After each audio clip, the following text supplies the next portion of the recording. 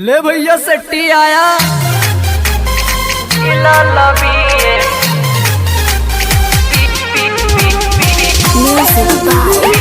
संजय प्रेमी।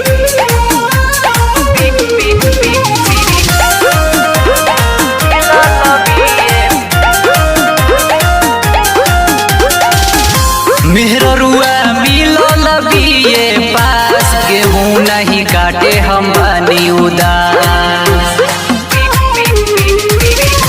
मेहरुआ मिलल बिये पास गेहूं नहीं काटे हम बानी उदास।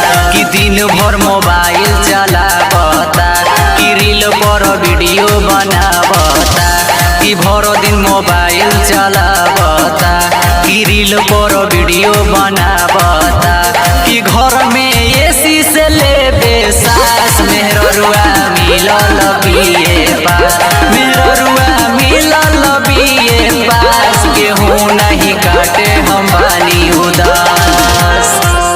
नहीं काटे हम बानी उदास गेहूं नहीं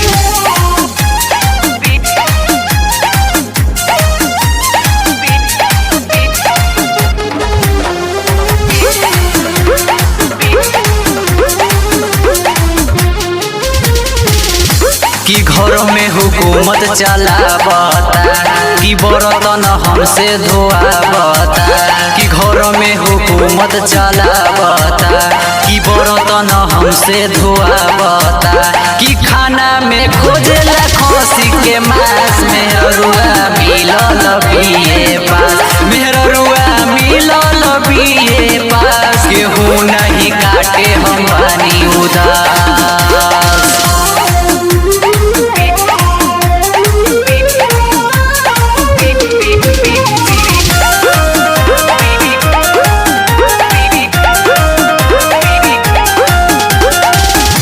कि मम्मी पापा के ना माने बात कि उनको मरले बचार बस।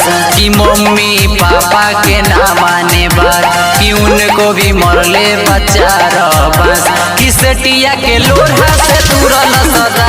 मेहरुआ मिलल बड़ी बदमाश कि घर में पुतोहिया भइल बिया सास। मेहरुआ मिलल बड़ी बदमाश। प्रेमी डिजिटल रिकॉर्डिंग स्टूडियो।